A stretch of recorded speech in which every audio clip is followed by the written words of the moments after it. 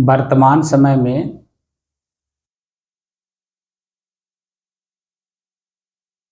हमारी स्वयं की अपनी श्वास कैसे चल रही है,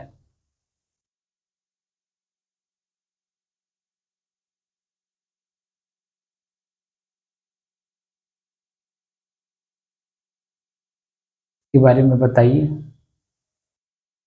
श्वास की गति कैसी चल रही है? अब सब गर्म है, इसके कारण से थोड़ा तेज है।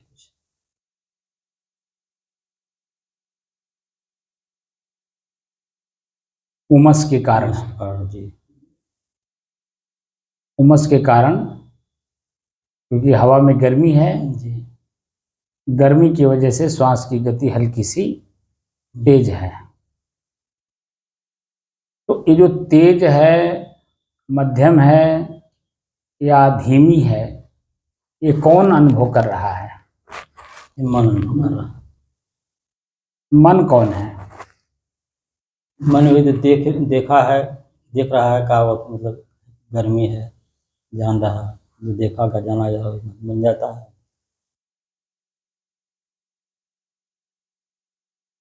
जो तत्काल में जी। गर्मी का अनुभव कर रहा है या उमस का अनुभव कर रहा है, जी।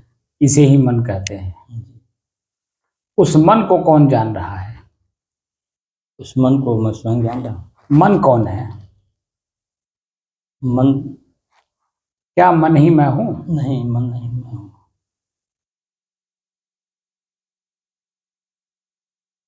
तो मैं कौन हूं? मैं शुद्ध हूँ, शांत हूँ, एक रस हूँ और शाश्वत रहने वाला हूँ। जब आप शुद्ध हैं, शांत हैं, शाश्वत हैं, स्थिर हैं, तो इसका अनुभव कौन कर रहा है? गर्मी का, बेचैनी का? मन कर रहा है। तो आप कहाँ हुए?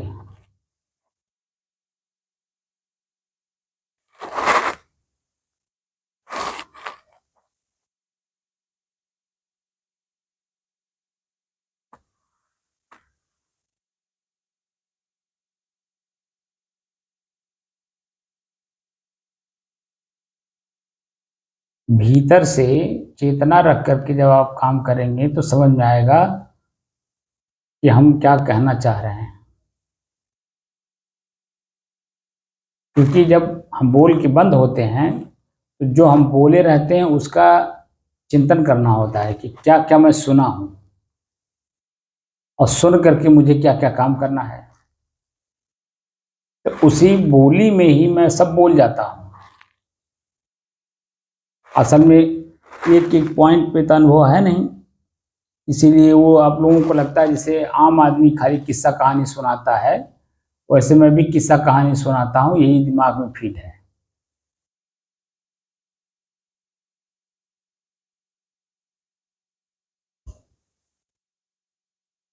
जो कुछ भी आप करेंगे वो चेतना करती है, आप थोड़ी कुछ करते हो। अनुभव कौन कर रहा है? चेतना कर रही है।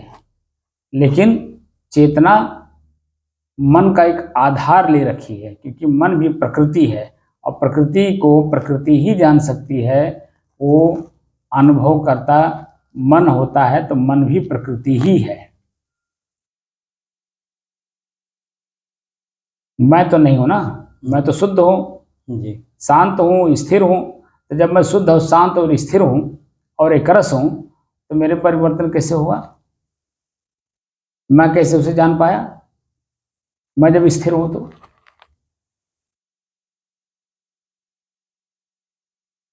वहां वाणी मौन हो जाती है, एकदम मौन हो जाती है।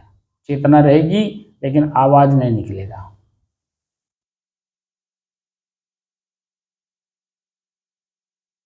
बात समझ में आया? जी। भीतर से हम लोग श्वास को देख रहे हैं, काम कर रहे हैं, काम करने के लिए बैठे हैं हम लोग। जी। व्यवहारिक काम तो चल करके, सुन करके, करके देखा जाता है, जाना जाता है ना। यहाँ तो सारी क्रियाओं को रोकना है, लेकिन भीतर से देख करके, जान करके और समझ करके रोकना है। सारी क्रियाओं को रोकना, हाथ को काम करने से रोकना है, पैर को चलने से रोकना है, जीभ को बोलने या स्वाद लेने से रोकना है, आँख से देखने की, कान से सुनने की, नाक से सुगंध दुर्गंध लेने की, लिंग से उसका जो अपना विषय है उससे भी अपने आप को देखकर, जानकर और समझ करके ही बचाने की जरूरत है, क्योंकि हम काम कर रहे हैं। काम करते समय किसी को बता दीजिए नींद आती है, तो भीतर से देख करके काम करने का काम हम लोग कर रहे हैं, ताकि चेतना में रह करके हम हर चीज को जान सकें। और जानने के बाद होता क्या, जब तक जानकारी नहीं रहती है तब तक मन उसी छोटे से काम को पहाड़ से बना के रखता है। हमारा अपना ही मन हमारे साथ कितना बड़ा छल करता है कि हमारे ही चीजों को वो पहाड़ बना करके रखता है। अगर वो पहाड़ बना के ना रखे तो उसकी वाली सुनेगा कौन?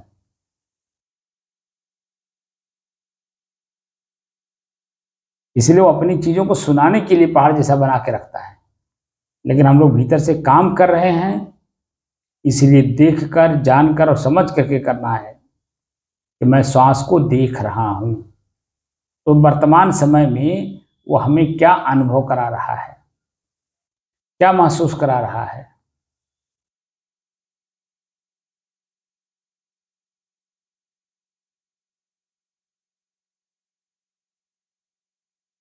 अपने श्वास को देख देख करके दोनों जनी बताइए, वर्तमान में हमारी श्वास की गति कैसे चल रही है?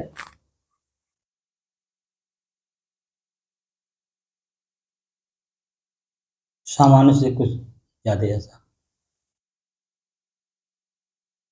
सुभाष बाबू आप बताइए,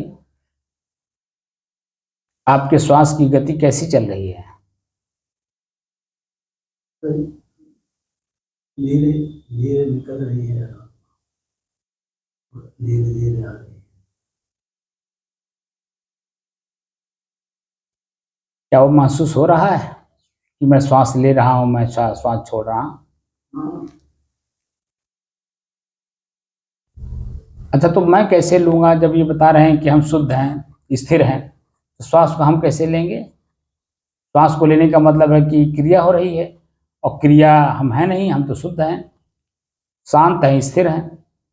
और यहाँ क्रिया हो रहा है तो स्थिर कहाँ हम हैं?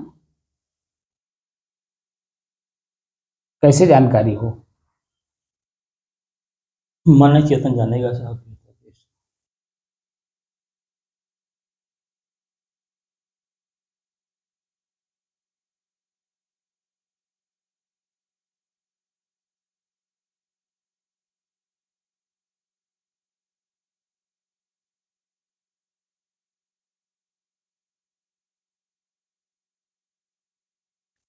जो क्रिया हो रही है श्वास को देखना, तो इसकी प्रतिक्रिया भी तो होनी चाहिए।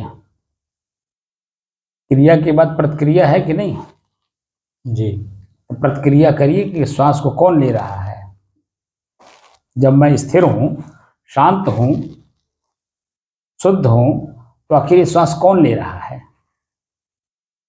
आज तो सांस शाश्वत सब आता जा रहा है, मतलब इसका अनुभव मन कर रहा है चेतना में।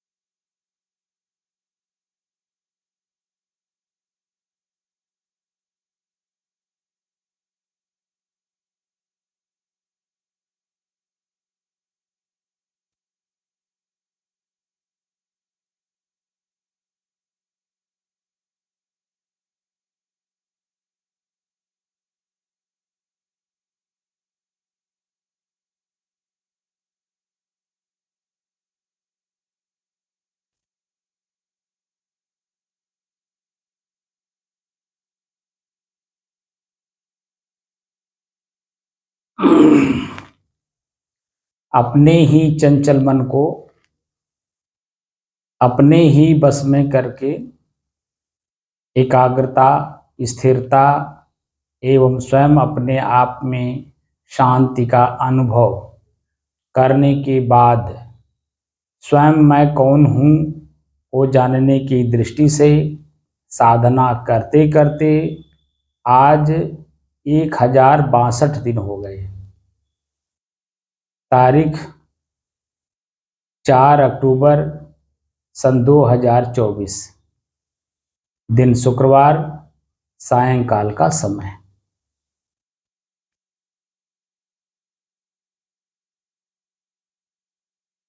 जो मैं बताता हूँ उतना जब आप अभ्यास करते तो उसके आगे की प्रगति हम बताते, आगे और कैसी कैसी प्रगति करनी है या आप उसका अनुभव कर पा रहे हैं कि नहीं। क्योंकि जब हम श्वास को लगातार देखते हैं, ठीक है, तो मैं और मेरा श्वास एकदम स्पष्ट क्लियर मालूम होने लगता है। एकदम जैसे हम आप सामने सामने बैठे हैं, एकदम दूर दूर मालूम है, एकदम बिल्कुल एकदम क्लियर मालूम होता है, एकदम स्पष्ट। तो जब हम उसकी और गहराई में जाते हैं और उसके दृष्टा भाव का अभ्यास करते हैं तो हम देखते हैं कि प्रकृति स्वतः चल रही है। जब मैं शांत हूँ, स्थिर हूँ, शुद्ध हूँ, एक रस हूँ, मेरे में तो कुछ क्रिया है नहीं, लेकिन मैं दृष्टा भाव में यानी चेतना में रह करके अपने श्वास को हम देख रहे हैं तो स्पष्ट मालूम होता है कि श्वास की गति स्वतः अपने आप चल रही है। तो स्वतः अपने आप कैसे चल रही है? स्वतः अपने आप से हवा जैसे बाहर चल रहा है, लेकिन क्या मालूम पड़ता है? लेकिन मेरे शरीर में है तो स्वतः चल रहा मालूम हो रहा है, लेकिन स्वतः वो नहीं चल रहा है। उदाहरण के तौर पे आप लोग साइकिल चलाते हैं ना जी। सुबह सुबह आप साइकिल चलाए हैं कि नहीं? साइकिल चलाएं तो आपने देखा होगा कि साइकिल का पैडल हम जितना ही मारते हैं ताकत लगा करके, और जो जमीन है, जमीन की जो खासियत है, ऊंचाई नीचाई समतल, जिस तरह से जमीन रहती है, तो जिस तरह से हम पैडल ताकत मार के मारते हैं तो हमारे साइकिल की जो पहिया है उसी तरह से तो चलती है। आप समझ रहे हैं? मान लीजिए हम खाले की ओर जा रहे हैं तो वहां तो पैडल हम रोक लेते हैं, लेकिन पैडल मार करके ही तो हमने जब उसको चला करके उस ऊंचे से नीचे जा रहे हैं। बोलिए, तो जितने वेग से हमने उसमें पैडल मारा उतने वेग से तो वो नीचे जाएगी। और मान लो ऊपर जाना हो तो मेहनत करना पड़ेगा। नीचे तो जाने में आपको पैडल रोक लेना होगा, लेकिन ऊपर जाने में मेहनत करना पड़ेगा। आप जितना ही पैडल मारते हैं उतना ही खसकती है, उससे ज्यादा नहीं खसकती, क्योंकि ऊंचे जा रहे हैं। और नीचे तो जितना ही पैडल मारेंगे उतना कई गुना वो तेजी के साथ चलता है। लेकिन सामान्य जगह पे अगर आपको चलना हो बराबर में, तब तो जितना पैडल आप मारते हैं, मान लीजिए एक पैडल मारे तो कम से कम 4 कदम जाता है। बात समझ रहे हैं? ऊपर जाने में जितना पैडल मारेंगे उतने चल खसकता है, क्योंकि ऊपर चढ़ रहा है।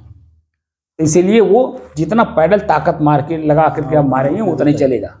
लेकिन नीचे जा रहे हो तो आपको तो वहाँ आसानी रहती है ना, बल्कि पैडल रोक भी लिया जाता है, मारने की जरूरत ही नहीं। अगर उसमें और तेजी ले जानी है तो पैडल मारते हुए चलिए, तो उसमें और आसानी होती कि साइकिल और तेज हो जाती है। एक तो ढलान है ये है, और दूसरे जन्म में उसमें शक्ति पा जाता है पैडल का, इसलिए वो थोड़ा और तेजी के साथ चलने लगता है।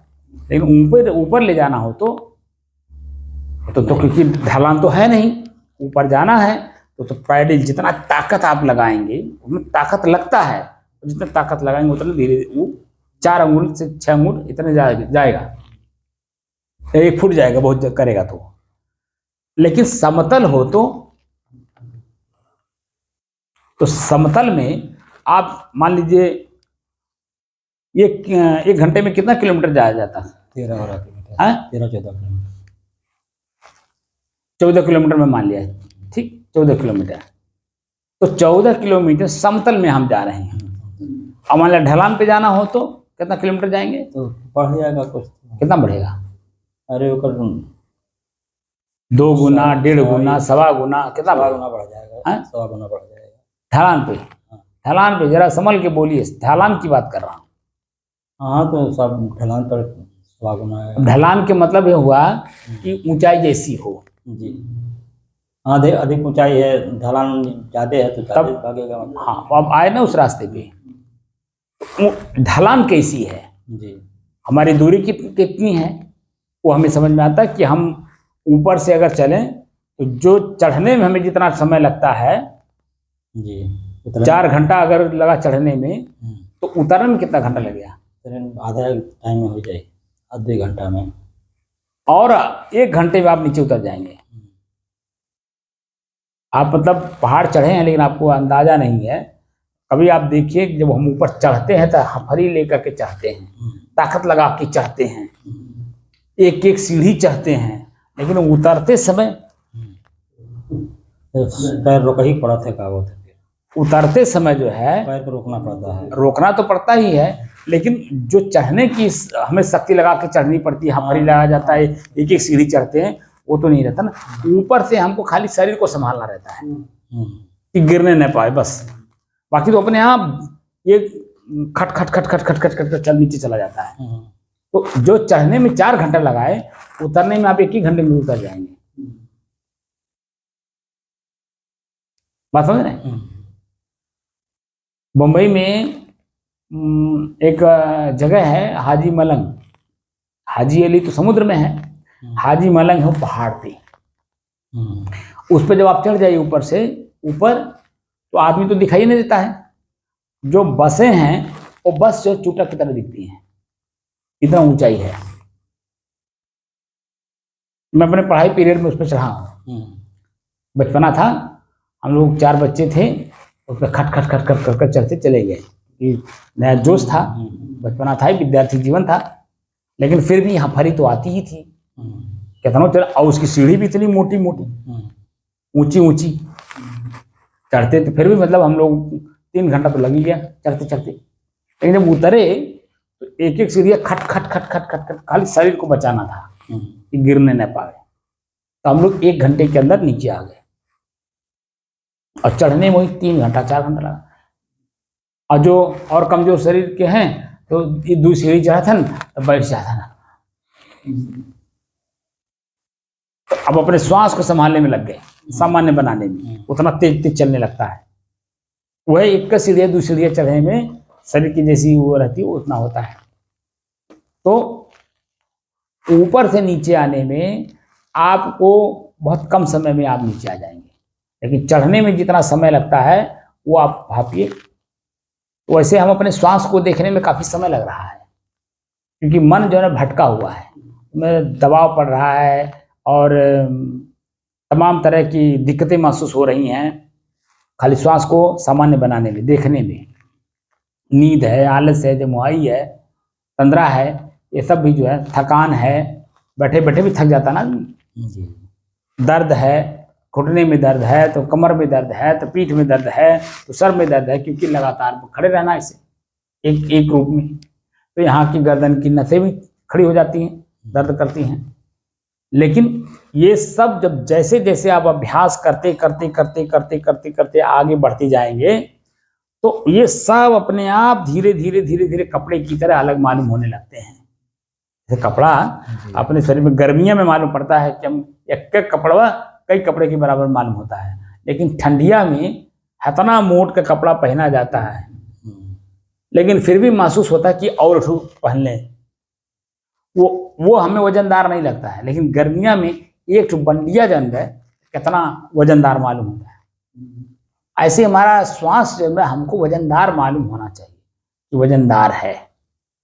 सामान्य अवस्था में जब आप आ जाएंगे तब हमारा यही श्वास हमको भारीपन लगेगा, क्योंकि अलग महसूस हो रहा है ना। जैसे गर्मिया में, भयंकर गर्मिया में एक कपड़वा भारी मालूम होता है, नहीं मालूम होता है,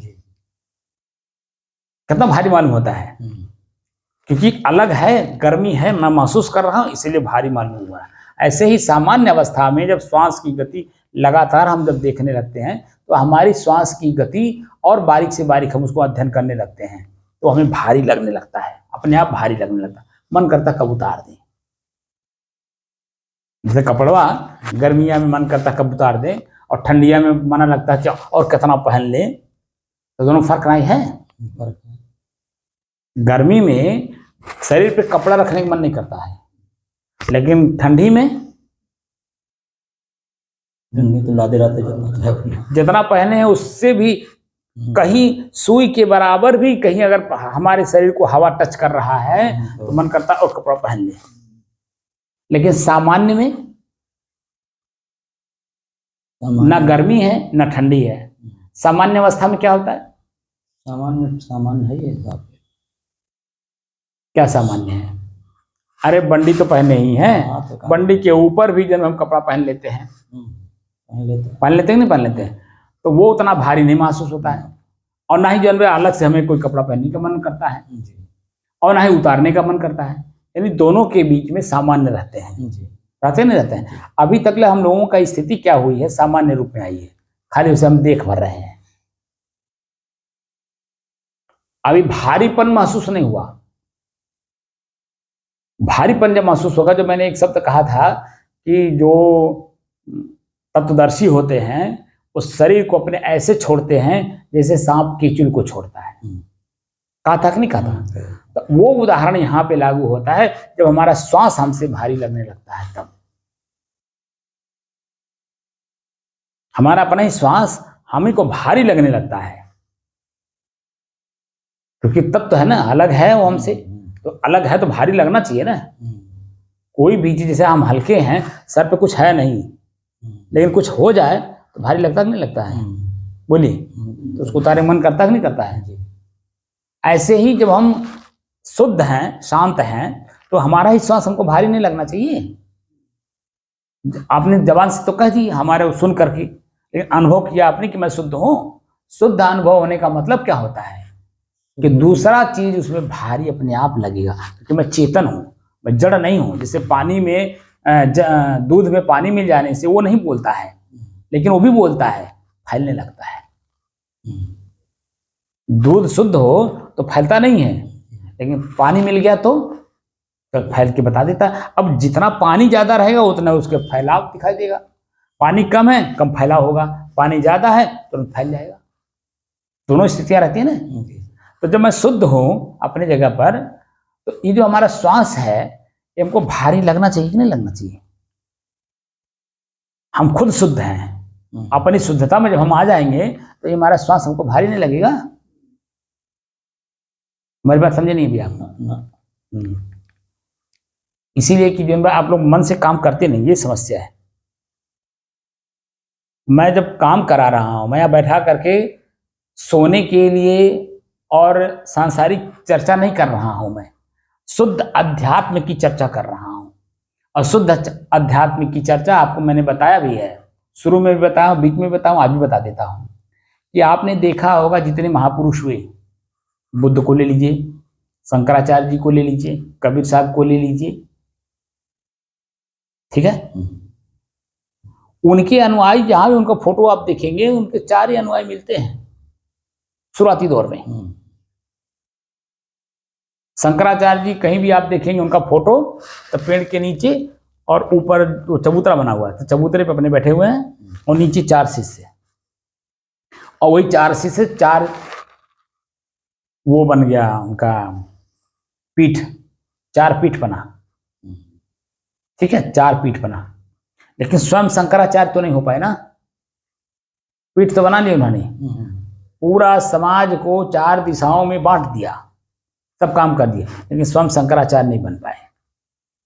महात्मा बुद्ध के आप जब देखेंगे तो जब उनको बोध हुआ बोध गया में, उसके बाद वो सारनाथ में आए टहलते घूमते, वहां उनको 4 लोग मिले सारनाथ में, तो वो वहां से शुरू किए लोगों को अपने अंदर जाने के प्रेरणा देने के लिए, लेकिन वो भी नहीं चारों जा पाए।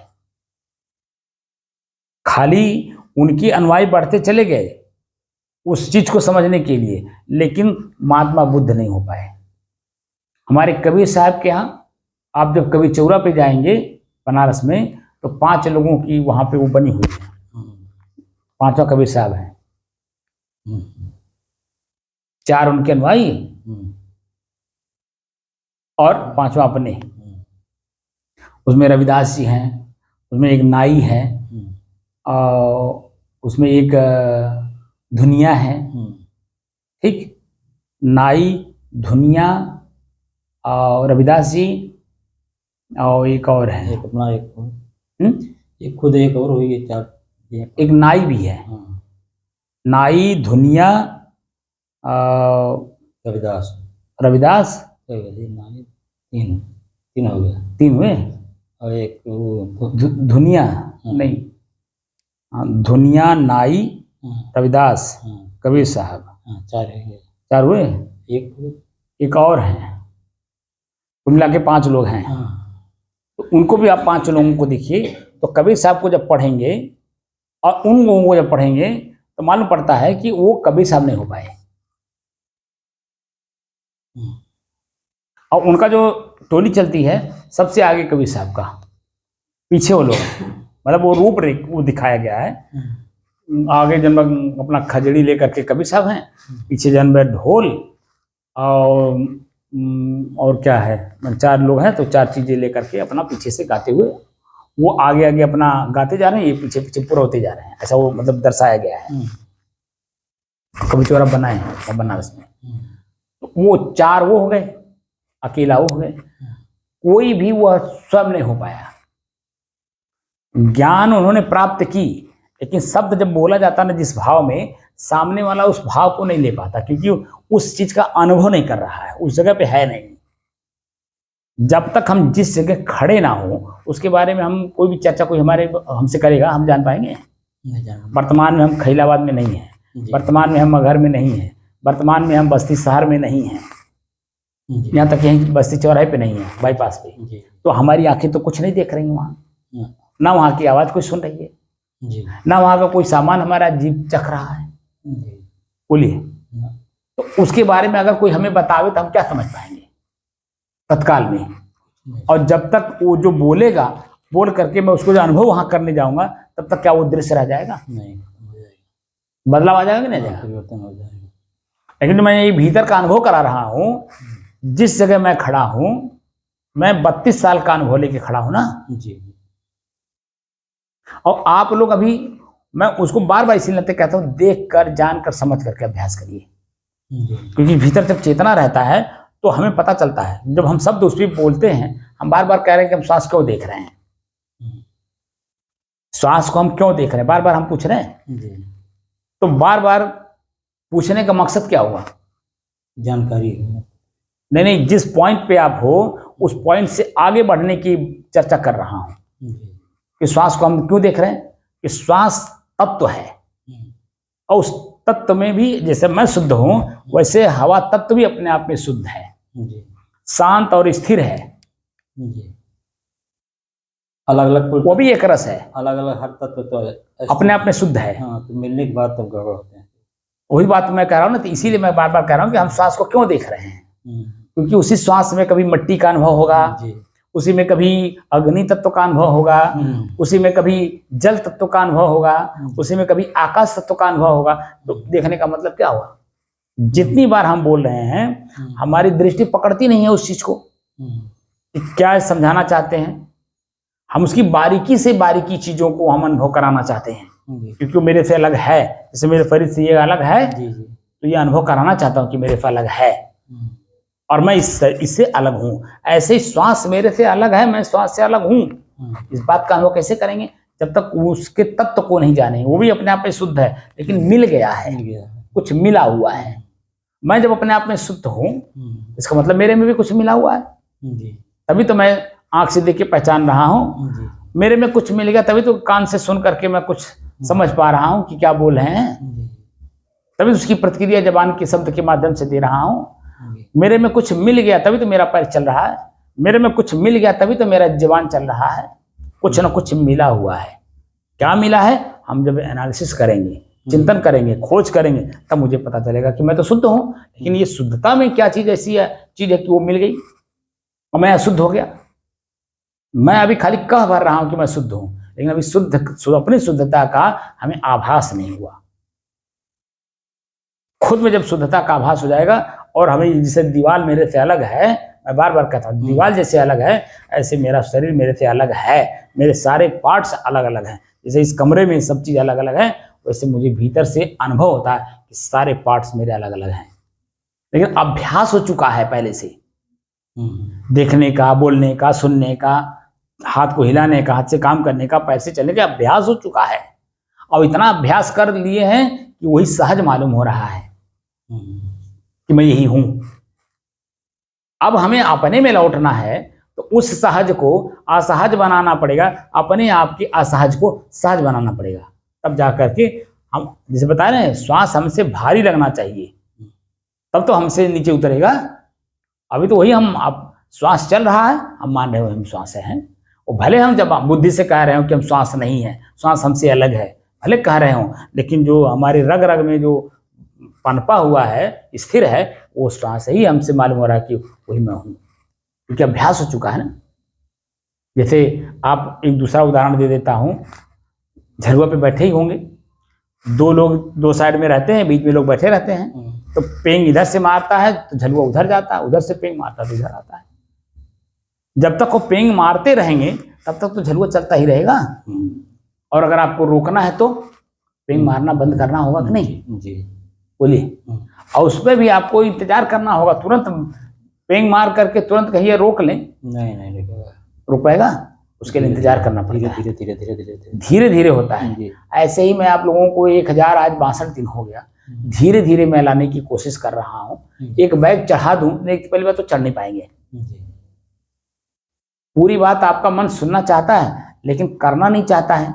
बहुतों को मैं देखता हूँ, मेरे पास कई लोग आए, आपने देखा होगा, जो कि साधु का भेष ले रखे हैं। साधु का भेष का मतलब क्या हुआ? विद्यार्थी उसी काम के लिए अपने आध्यात्म में आए ना। अध्यात्म में साधु विद्यार्थी अपने आप को जानने का, तो अपने आप को जब जानना है तो हमारे में स्थिरता नहीं है।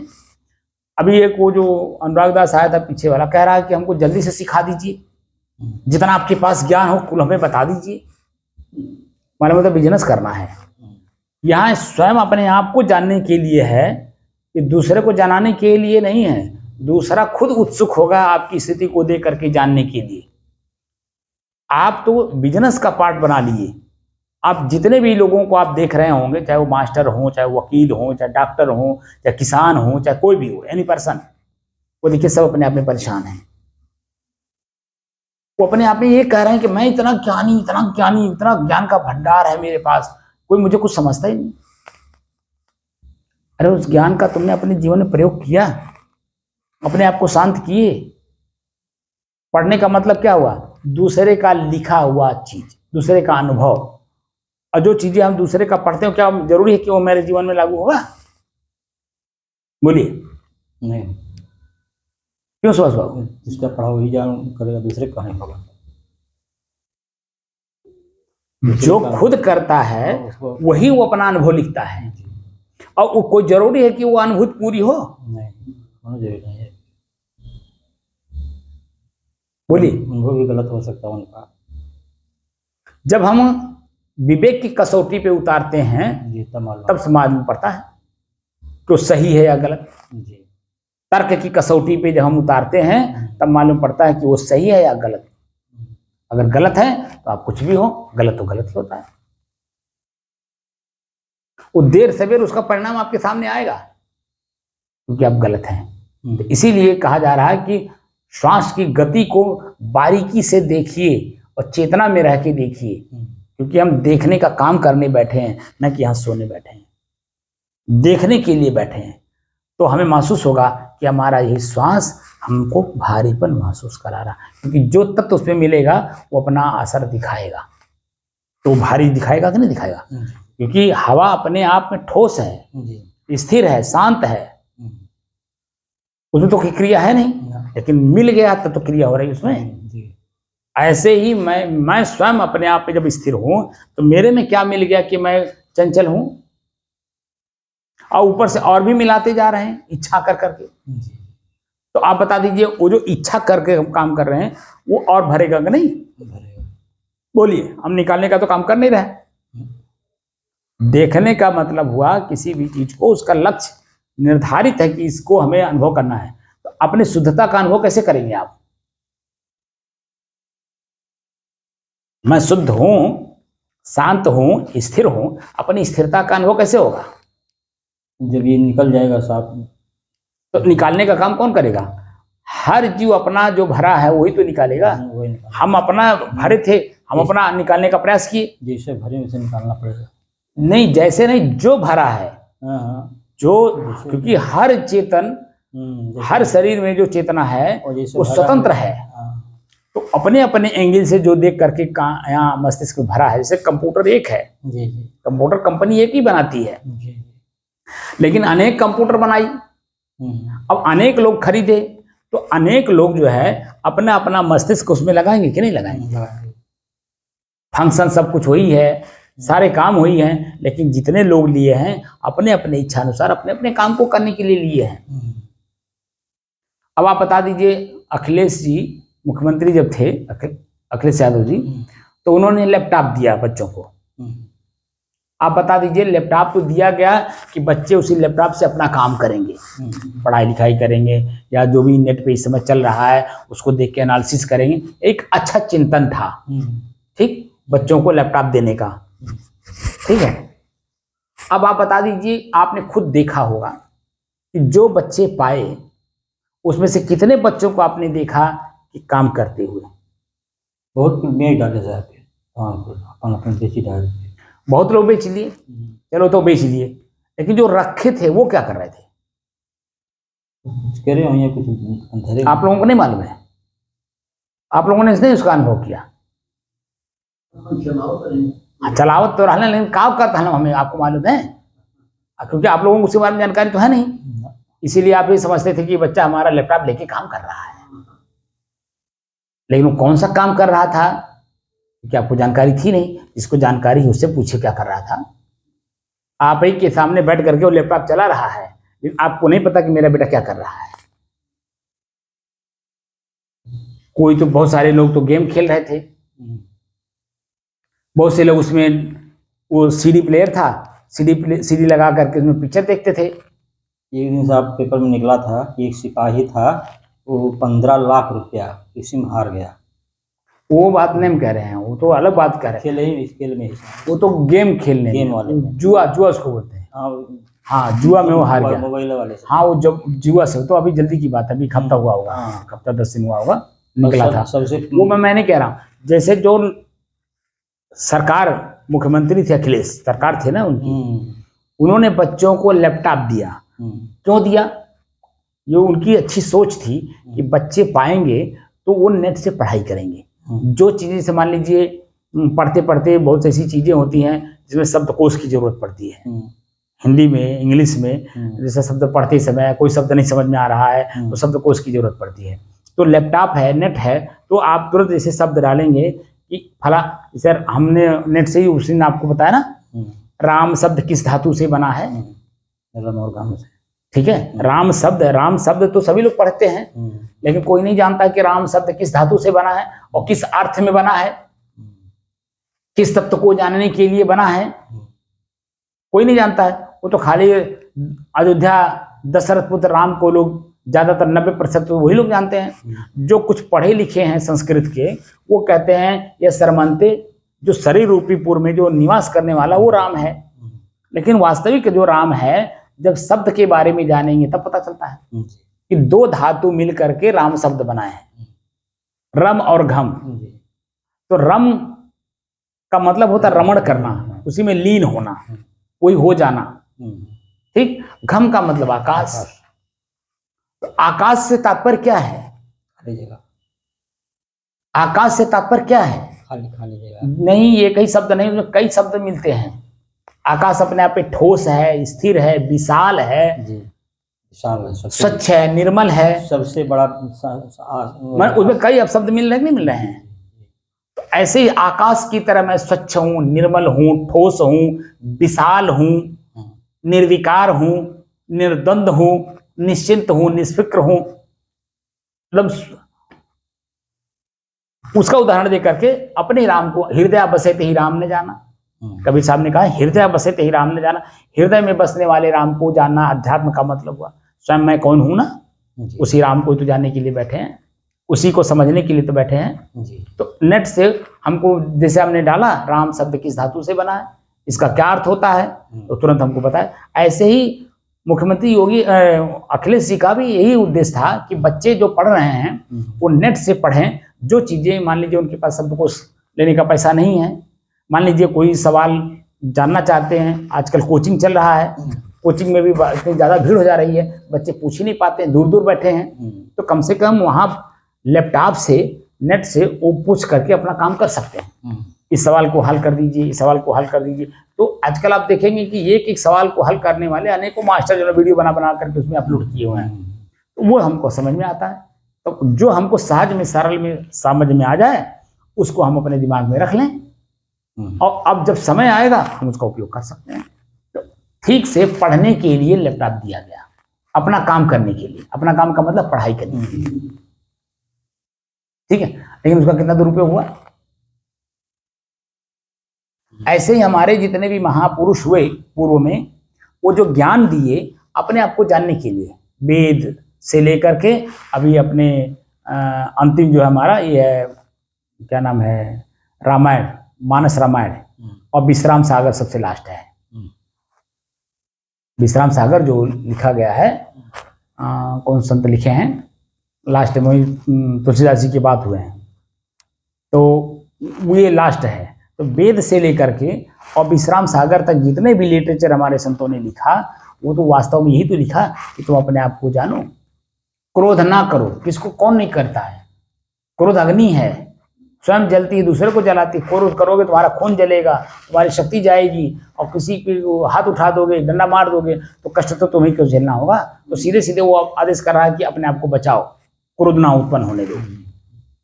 आंख देखा आपका खेत कोई गोड़ रहा है, आपका कोई किताब फाड़ रहा है, आपका कोई उल्टा काम कर रहा है, तो आंख देखते कोई क्रोधित नहीं हो जाता है। देखता आंख है लेकिन भीतर से मन क्रोधित हो जाता है देख करके। तो वो कहता है कि देखो, जानो, समझो, तब क्रोध करो। करने लायक हो तो करो, ना करने लायक हो तो ना करो, क्योंकि परिणाम उसका गलत होगा और वो आप ही पर आएगा। तो सीधे सीधे आप ही को, तो हर जगह कहीं भी कुछ भी देखिए तो आप ही के ऊपर वो बताता है कि आप जैसा करोगे उसकी प्रतिक्रिया आप ही के ऊपर पड़ेगा। यहाँ हमें मोक्ष प्राप्त करना है, तो मोक्ष का मतलब क्या होता है, नाश करना। मोक्ष का मतलब मोह का नाश करना। जिस किसी चीज में हम आसक्त हों, क्रोध उसी में तो उत्पन्न होता है, हमारे उल्टा कोई काम करेगा। हम जिसमें आसक्त रहते हैं, हमारे उसी काम को जब कोई हमको उल्टा बताता है या उल्टा करता है या उल्टा करवाता है, तो उसी में मेरे को गुस्सा जगता है, क्रोध जगता है। तो गुस्सा और क्रोध आने के बाद क्या होता है, बुद्धि किंग कर्तव्य विमूढ़ हो जाती है, शांति हमारी स्थिति रहने नहीं देता, हम जो शुद्ध है हमारी शुद्धता रहने नहीं देता, क्योंकि हमारा आंख जो है उसमें मिलावट कर दिया, कान मिलावट कर दिया। हमारी शुद्धता में कान मिलावट कर देता है, आंख मिलावट कर देता है, नाक मिलावट कर देता है, जीभ मिलावट कर देता है, हाथ से कुछ क्रिया जो होती है वो मिलावट कर देता है, पैर से चल करके हम जहाँ जहाँ चले गए वो मिलावट हो जाता है। और सबसे बड़ा जो जन्म मरण का जो मूल कारण है वो हमारी वासना यानी शिश्नेंद्री है। शिश्नेंद्री के द्वारा जो कर्म हो चुका है वो हमारे दिमाग में फाइल बन करके बैठी हुई है। शरीर हमेशा रहेगा नहीं, लेकिन वो संस्कार तो हमेशा रहेगा फाइल बन करके। तो जब हमने वो फाइल बना करके अंदर रख ही लिया है तो उसको निकालेगा कौन? उसको अपने लैपटॉप से, शरीर माने लैपटॉप, अपने इसी लैपटॉप से उसको डिलीट कैसे कौन करेगा? जिसका लैपटॉप है, जो सामान रखा वही तो डिलीट करेगा। बोलिए, जो अनर्गल चीजें उसमें वायरस के रूप में घुस गई हैं उसको कौन डिलीट करेगा? वायरस को कौन खत्म करेगा? वही जो किया है, जिसका लैपटॉप है। तो शरीर मेरा है, लैपटॉप मेरा है, तो शरीर में जो वायरस घुस गया है, क्रोध, लोभ, मोह, ईर्ष्या, द्वेष, जलन, प्रसन्नता, निंदा, चुगली, गाली गलौज, मारपीट, जो वायरस हैं, उस वायरस को कौन ठीक करेगा? जिसका शरीर है। यही करना पड़ेगा। तो जब वो अपने को और अपने शरीर को अलग अलग समझेगा तभी तो करेगा, ठीक है। तो हमारे ऋषि संत महात्मा क्या कहते हैं? तुम शरीर नहीं हो, शरीर तुम्हारा है, तुम इसके मालिक हो, और अपने मालिक होने का एहसास करो पहले, उसके बाद अपने लोगों को ठीक करो, ये तुम्हारा दायित्व बनता है। जैसे डीएम जिले का एक सीनियर अफसर है। अब जितने कर्मचारी नीचे हैं वो उनको कौन ठीक करेगा? तो हमारा शरीर एक जिला है, हम इसके जिलाधिकारी हैं, हमारी इंद्रियां हमारे पोस्ट वाले वो लोग हैं, इनको कौन ठीक करेगा? हमें कुछ करना पड़ेगा।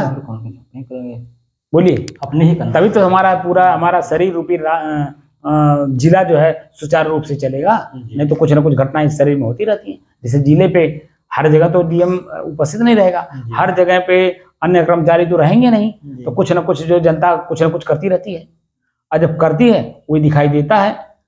और फिर ठीक कौन करता है?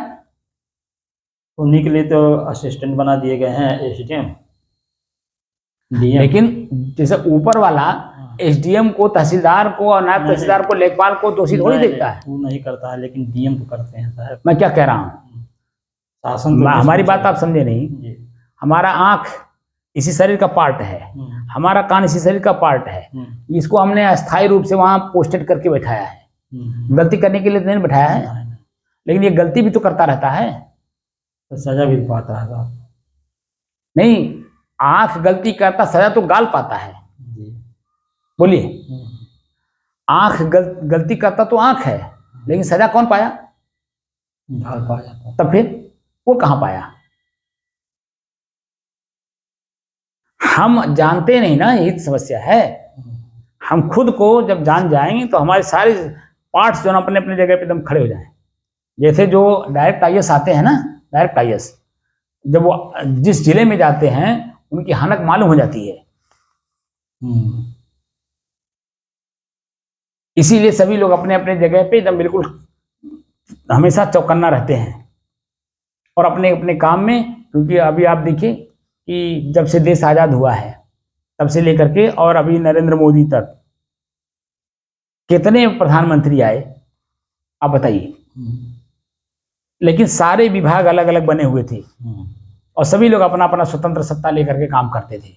लेकिन अभी जब से आए हैं 2014 से, सबको एक सूत्र में बांध दिए हैं। भले वो डिपार्टमेंट अलग अलग है, लेकिन सब लोग एक जगह से जुड़े हुए हैं, क्योंकि रिस्पॉन्सिबल पूरे विश्व में एक आदमी होता है। जैसे जिले पर जिलाधिकारी ऊपर के लिए रिस्पॉन्सिबल होता है, कर्मचारी थोड़ी होता है, जिलाधिकारी होता है। पूरे मैंने देश में जब देश का जो मुखिया होता है वो प्रत्येक राज्य के मुख्य सचिवों को पकड़ता है, समझेंगे नहीं आप? वो जिम्मेदार हैं, उनके नीचे सब काम करते हैं। हाई कोर्ट या सुप्रीम कोर्ट कर्मचारी को नहीं बुलाती है, सीधे विभागाध्यक्ष को बुलाती है। ऐसे ही मैं कह रहा हूं कि ऊपर जितना ही आप चढ़ेंगे आप देखेंगे कि वहां नीचे कर्मचारी नहीं आते हैं, वो सीधे विभागाध्यक्ष आता है। तो विभागाध्यक्ष का एक विभागाध्यक्ष, 2 विभागाध्यक्ष, 3, 4, लिंग 5, हाथ पैर, कितने हो गए? 6-7 हो गए, कुल 10 है ना, 10 इंद्रियां, 10 विभागाध्यक्ष हैं। तो जब विभागाध्यक्ष है उनके ऊपर कौन है? मन है। उनके ऊपर कौन है? चित्त है। उनके ऊपर कौन है? बुद्धि है। तो क्रिया बुद्धि के अनुसार ही तो होती है, जो हम पकड़ लेते हैं। एनालिसिस जिस तरह से आप करोगे उसी तरह से बुद्धि बनती चली जाती है। जैसे जब 4 आदमी बैठते हैं, 5 आदमी बैठते हैं तो 5 तरह का शब्द निकलता है और उसी में से एक शब्द लेकर के पांचों मान लेते हैं, हाँ ये बात सही है, इसी को मनवाया जाए। उसी 5 लोगों की बात पूरे समाज को मानना पड़ता है। हमारे जो इंद्रियां हैं, हम इसके ऊपर मन है, मन के ऊपर चित्त है, चित्त के ऊपर बुद्धि है, बुद्धि के ऊपर क्रिया है और क्रिया ही हमारे परिणाम को देता है। और हमको सबको रोकना है, सब की क्रियाओं को हमें रोकना है, क्योंकि ये मोह बस, आसक्ति बस, या कहें अभ्यास बस, क्योंकि पूर्व में अभ्यास कर चुका है अज्ञानता में। अज्ञानता में इसको जानकारी तो है नहीं कि इसका परिणाम क्या आने वाला है, तो इसीलिए वो बड़े शौक से किया और अभी भी बड़े शौक से किए जा रहा है। आंख से देखे जा रहा है, कान से सुने जा रहा है, नाक से सूंघे जा रहा है, जीभ से बोले जा रहा है, लेकिन ये नहीं जानता कि मैं क्या कर रहा हूं। बस लगातार जो और भरे जा रहे हैं और पहले से भरा हुआ है। एक बात बताइए, हम लोग रोज शाम को सवेरे रोज बैठते हैं, आज भी बैठे हैं, अभी 1 घंटे के बाद हम लोग यहाँ नहीं रहेंगे। अभी आज 6:30 हो गया, आधे घंटे बाद 7 बजे के बाद हम लोग यहाँ दिखाई नहीं देंगे। तो जो बैठने से पहले आंख ने देखा है वो तो निकला नहीं, और फिर जन्म जैसे फिर हम 2 घंटे के बाद फिर जाएंगे तो पहले वाला निकला नहीं, और जो नया देखेगा तो वो निकलेगा कि उसमें और स्थिर होगा, वही स्थिर हो जाएगा। तब एकांत का क्या मतलब हुआ? खाली कह देना नहीं हुआ कि अंत धन एक, एक अंत में एक अकेला रह जाना, इसका अनुभव करना, तो कहाँ हुआ? क्योंकि इसलिए नहीं हो पा रहा है कि बार बार हम देखे जा रहे हैं, बार बार सुने जा रहे हैं, बार बार चखे जा रहे हैं, बार बार क्रिया हो रही, बार बार पैर चल रहा है, इसीलिए हम अकेलेपन का एहसास नहीं कर पा रहे हैं। इसीलिए अध्यात्म जब जैसे व्यवहार, अध्यात्म को त्यागे बिना व्यवहार में कुशल नहीं हो सकते आप, ऐसे ही व्यवहार को त्यागे बिना आप अध्यात्म में कुशलता नहीं प्राप्त कर सकते। जी सही है। दोनों को लेकर के आप चलेंगे, आप खुद कंफ्यूज रहेंगे। जी व्यवहार भी करना है और इधर अध्यात्म भी देखना है, तो कंफ्यूज नहीं रहेंगे। जी और क्योंकि कंफ्यूजन इसलिए रहेगा कि पहले से जानकारी है नहीं, जी कि हमें जब हम करते भी रहे तो कोई बात नहीं रहे, हम उसको मिटाते भी रहेंगे। पानी पे लकीर खींचिए तो कहीं मालूम पड़ता है? ना। क्योंकि क्रिया हो रही है लेकिन वो कहीं दिखता नहीं है। जी क्रिया हो रही पानी पे, लकीर खींचना क्रिया नहीं हो रही है जी लेकिन दिखाई नहीं देता। लेकिन वही आप धूल पे कर दीजिए, मालूम हो जाएगा। क्रिया भी दिखता है और क्रिया का परिणाम भी, उसका वो रेखा भी दिखता है। लेकिन पानी पे क्रिया दिखेगा करते हुए, लेकिन रेखा नहीं दिखाई देगा। जी लेकिन आपने पत्थर पे चीना खींच दिया, वो तो परमानेंट हो जाएगा। समय के आधार पे धूल तो हवा चला, बराबर। धूल उसी पे उड़ करके बराबर कर देता है। जी लेकिन जब पत्थर पे खींचा गया तो परमानेंट हो गया। तो हम लोगों ने परमानेंट पहले से कर रखा है। हमारी इंद्रियां जितनी भी हैं वो परमानेंट गलतियां कर चुकी हैं, अब गलती पे गलती फिर कर किए जा रही हैं। इधर जन्म हम ज्ञान भी सीख रहे हैं, उधर गलती पे गलती भी कर रहे हैं। अब बता दीजिए कंफ्यूजन रहेगा कि नहीं रहेगा? तो वहां आपका मन चालाकी करेगा, अरे तो ऐसे बोलते रहते हैं, तो प्रवचन खाली झाड़ते रहते हैं, करना तो हमको है ना, ये हमारे कमाऊ का जाने। अब अपने जन्म मन अपने ऊपर हावी हो गया। भाई हमारा तो काम है आपको सुचारू रूप से, जो लक्ष्य बना है मोह का नाश करना। जी तो मोह का नाश खाली मौखिक रूप से कह देने से क्या अनुभव कर लेंगे आप? बोलिए। नहीं। हमारा लक्ष्य है खेती, अन्न पैदा करना। जैसे इस समय धान चल रहा है, तो धान हमने बोया ही नहीं और धान की खेती हमारे पास है, तो अब बता दीजिए क्या हमें हमारा जो खेत है वो हमको धान दे देगा? ना। हमने गुड़ाई कर लिया, परती तोड़ दिया, उसमें चिखुराई कर लिया, जुताई कर लिया, सब काम कर लिया, अब बिया डाला नहीं। मान लिया बिया भी डाल दिए तो निराई नहीं किए, निराई भी कर लिए तो मान लीजिए खाद और पानी की जरूरत है। इसका मतलब है कि कहीं ना कहीं कमी रह जा रही है, जिसके कारण पौधा जो है वो अपने आप में मजबूत नहीं हुआ। जी सुलगाई दही अच्छा लगता है। तो जब पौधा मजबूत नहीं होगा तब क्या होगा? क्या पैदावार आपको सही मिलेगा? बोलिए।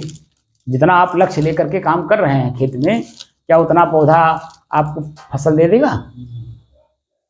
इसका मतलब है कि हर समय में अपने खेत की देख रेख हमको करना होगा। इसका मतलब हुआ कि सुबह शाम अपने खेत के मेड़ पे जाना होगा, खेत को पढ़ना होगा कि वर्तमान में इसको क्या जरूरत है। अब वर्तमान में जब आप देखेंगे तभी तो उसको जो निराई गुड़ाई या पानी खाद जो भी उसको चाहिए वो देंगे कि नहीं देंगे? पशु से बचाना है, पक्षी से बचाना है, आदमी से बचाना है, जलने से बचाना है। बोलिए। हर चीज जब समय समय से आप करते हैं तभी जा करके आप उस फसल को 4 महीने पे बहुत अच्छी तरह से उसको अपने मन के हिसाब से आप प्राप्त कर लेते हैं।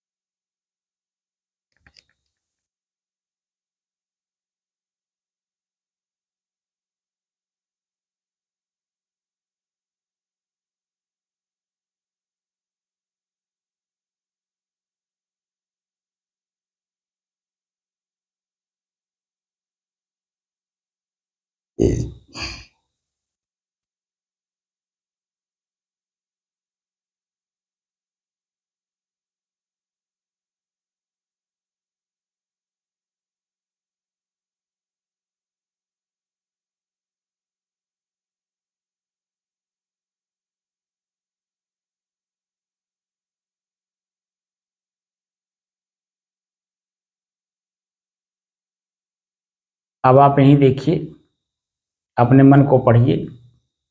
मैं मन की गति को पकड़ने के लिए बोल रहा हूँ, और यहाँ आप देखिए अपना मन, कि आपका मन पकड़ने में नहीं बल्कि बांसों उछल रहा है, अपना काम कर रहा है, और हमको अवहेलना कर दिया, एकदम अवहेलना कर दिया। एक पैसे का उसका कोई महत्व नहीं रखा, जो कि मैं बता चुका हूँ, अनुभव करा चुका हूँ, अभ्यास भी करा चुका हूँ कि जब बैठिए तो माछी बैठे, मच्छर बैठे, सांप काटे, बिच्छू मारे, आपको महसूस नहीं होनी चाहिए। मैं बोल रहा हूँ और आपका आंख, आपका मस्तिष्क मच्छरों पे जा रहा है। तो आप बताइए, जिस लेवल पे हम आपको ले जा करके अनुभव कराने की बात कर रहा हूँ, मन वहाँ कैसे जाएगा? अब आप बड़ी बड़ी बातें तो सुन लेंगे, खाली सुन लेंगे तो उसका क्या मतलब हुआ? सुनाने वाले तो बहुत सारे बड़ी बड़ी बातें सुना रहे हैं, लेकिन अनुभव न कोई कर रहा है और न कोई करा पा रहा है। और हम यहाँ अनुभव कराने की दृष्टि से साधना कर रहे हैं, न कि खाली ऐसे हमको रुपया कमाना है, बिल्डिंग बनाना है, या हमें रोल्स रॉयल कार में घूमना है। हमको तो कुछ नहीं करना है, हम तो भीतर से अपने आप में तृप्त होने आए हैं।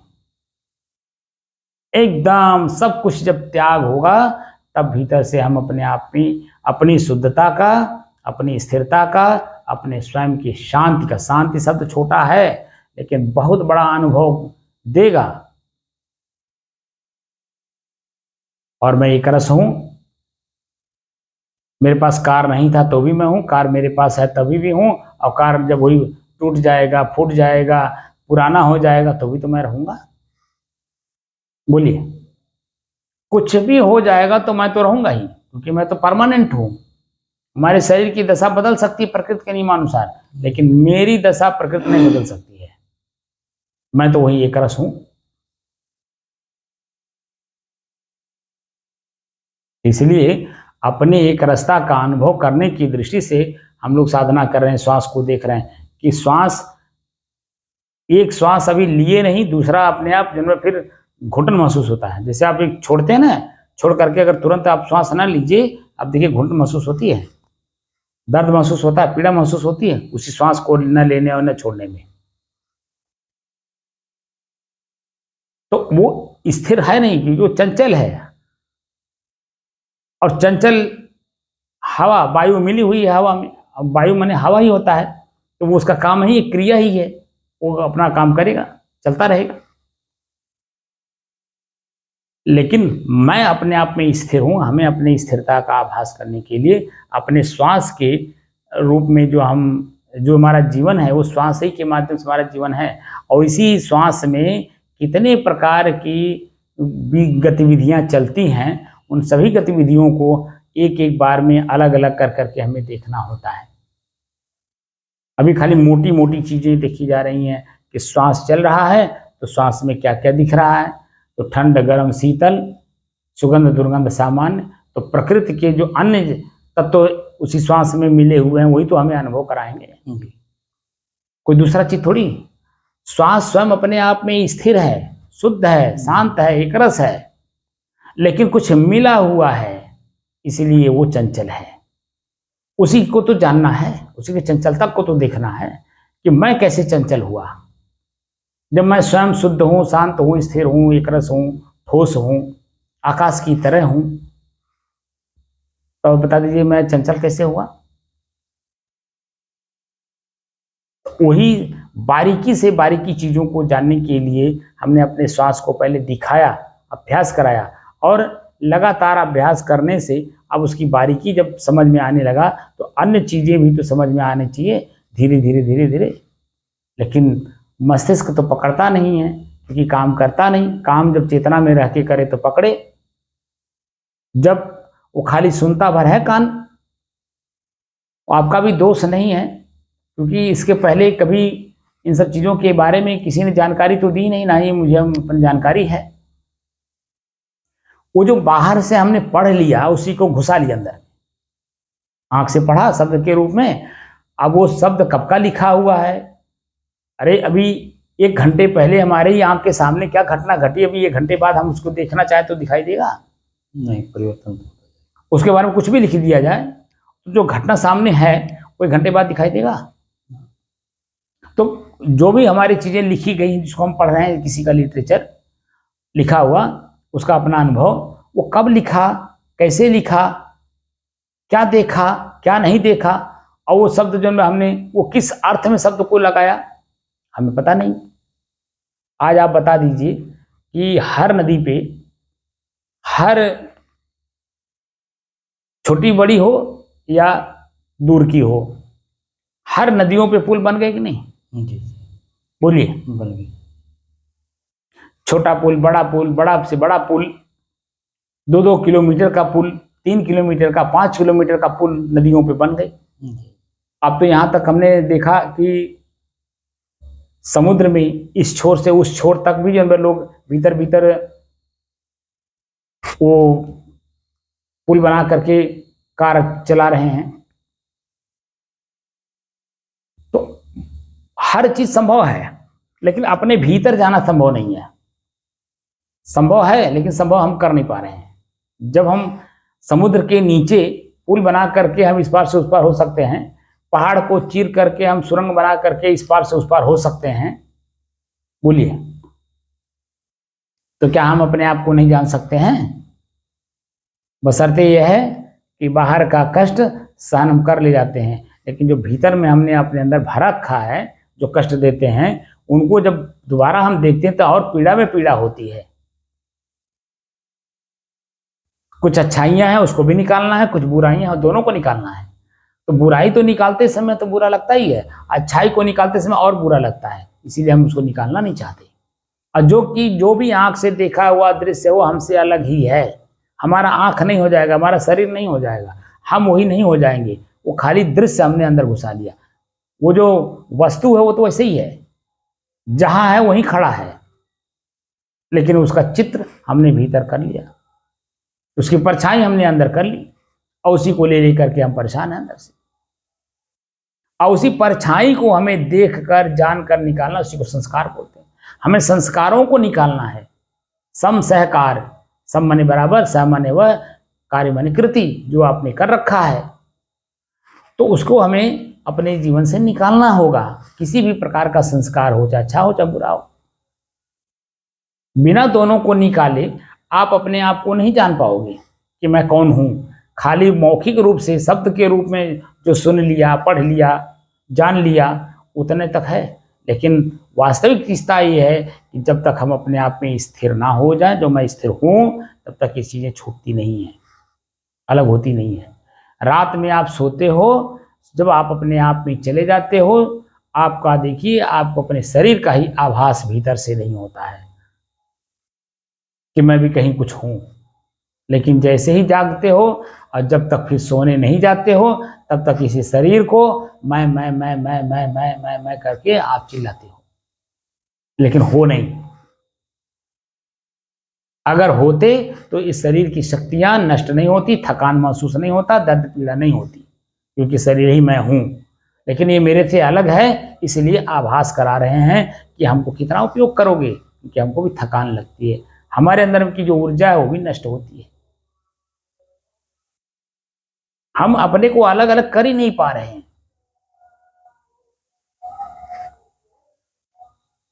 और बिना अपने आप को अलग किए हमारा मोक्ष होना नहीं है।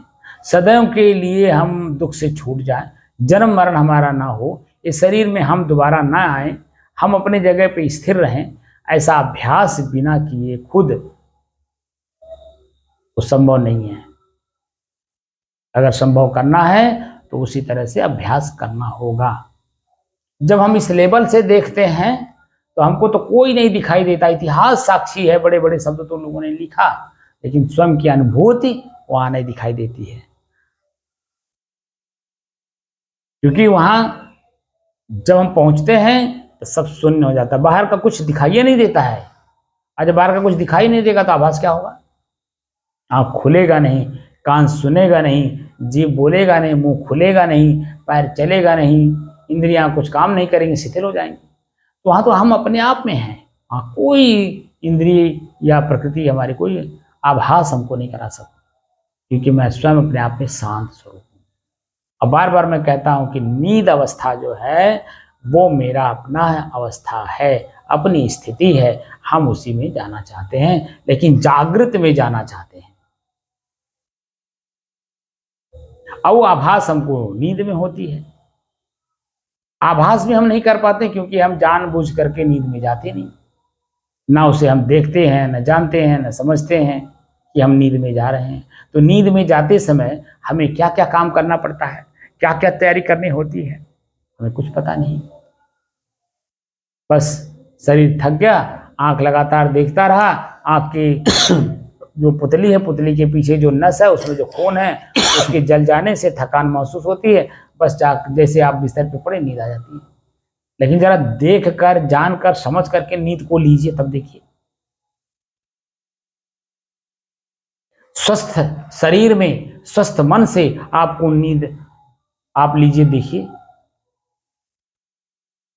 कितनी चीजों को उतारना पड़ता है। उतारने का मतलब भूलना पड़ता है। कोई भी स्मरण ख्याल आपके जीवन में नहीं रह जाएगा, तब नींद आती है। वही हमें देख कर, जान करके अपने शरीर से, अपने मन से हमें उतारना होता है। एक एक कदम भी ज्यादा दूरी हो जाता है, 1 फुट की दूरी हो जाती है। हमें एक एक सूत चलना है, तो देख करके, जान करके, समझ करके चलना हो। एक एक सूत समझते हैं ना, एक एक कण। श्वास हम ले रहे हैं 100% है, लेकिन इसी श्वास में 1% हम जब चलेंगे तो भी हम देख करके चलेंगे।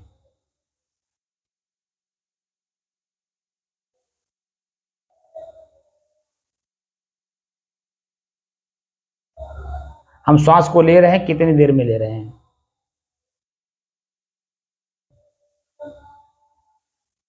क्या क्या आभास हो रहा है, पेट ऊपर फूल रहा है, यहाँ गर्दन ऊपर हो रहा है श्वास लेते समय,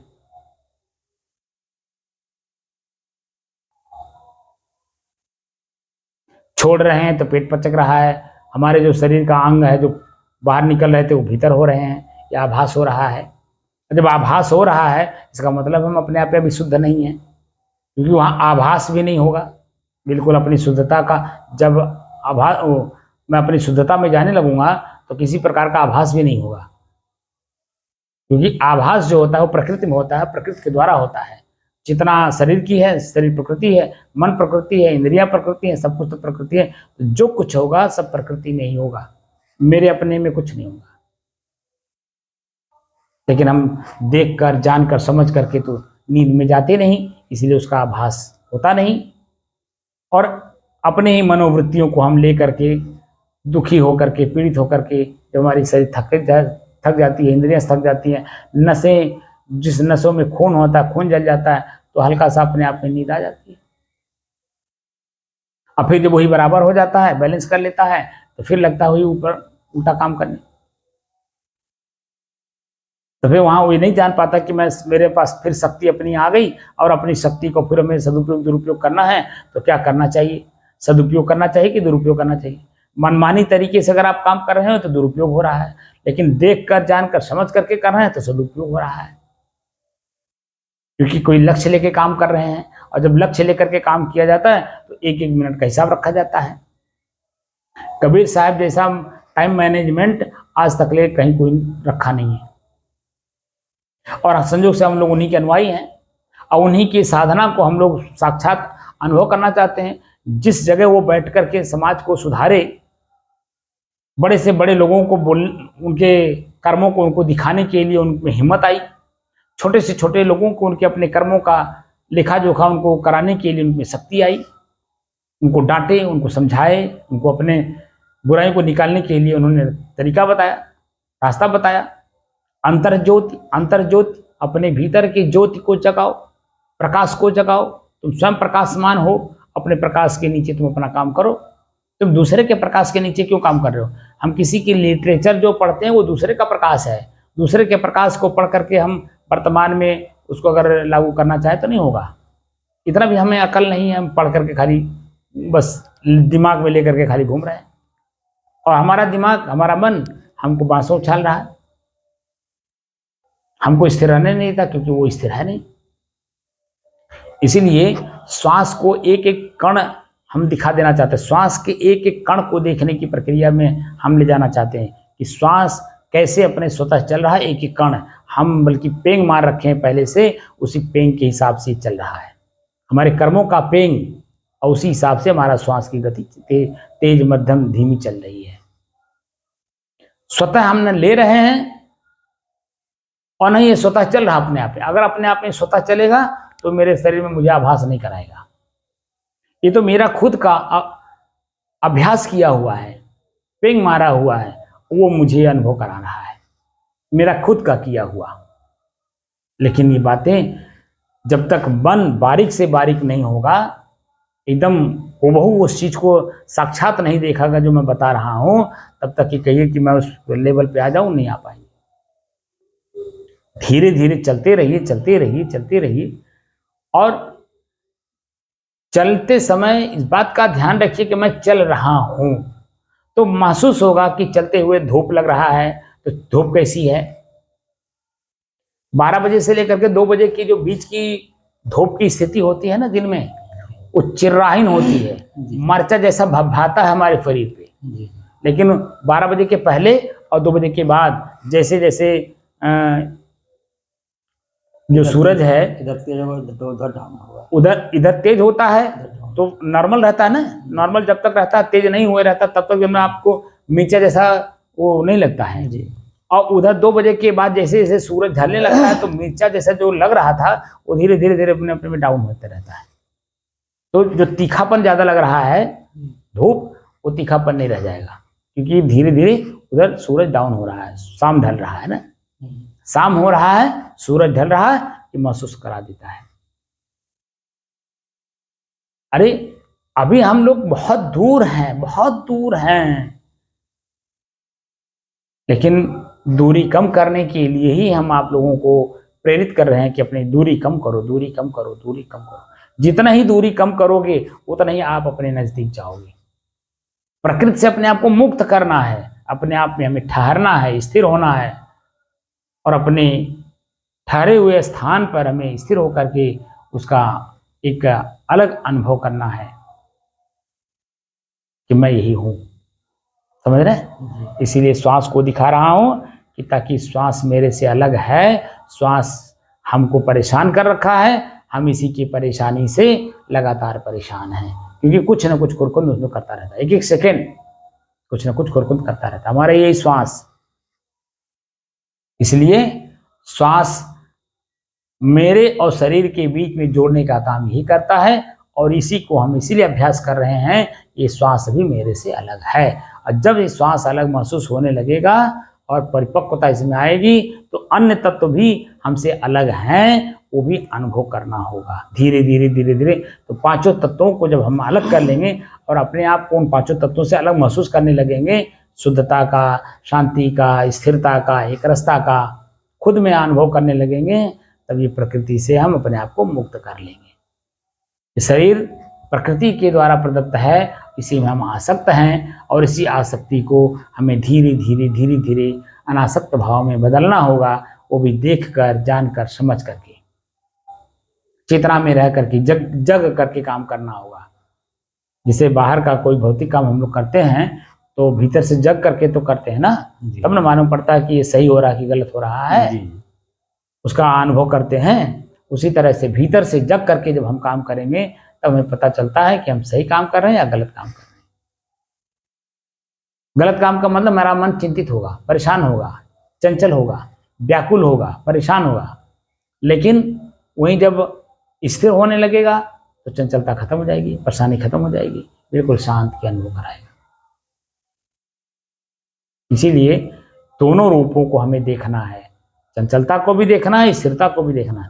मन की स्थिरता को हम देख रहे हैं, अभी अपनी स्थिरता को नहीं देख रहे हैं, मन की स्थिरता, श्वास की स्थिरता, श्वास में क्रियाएं, श्वास में अन्य तत्वों को देख रहे हैं, क्योंकि श्वास भी हवा है, हवा एक तत्व है। उस हवा रूपी तत्व में और कौन कौन से तत्व मिले हुए हैं और क्या क्या अनुभव करा रहे हैं, क्योंकि उसमें एक एक सेकंड बदलते रहते हैं, कि कण बदलता रहता है और उनका सबका अनुभव करना है हमें अपने इसी शरीर के अंदर में भीतर से। 5 मिनट का समय है। चेतना में रह करके श्वास की गति को अपने से अलग हो करके देखने का अभ्यास करें।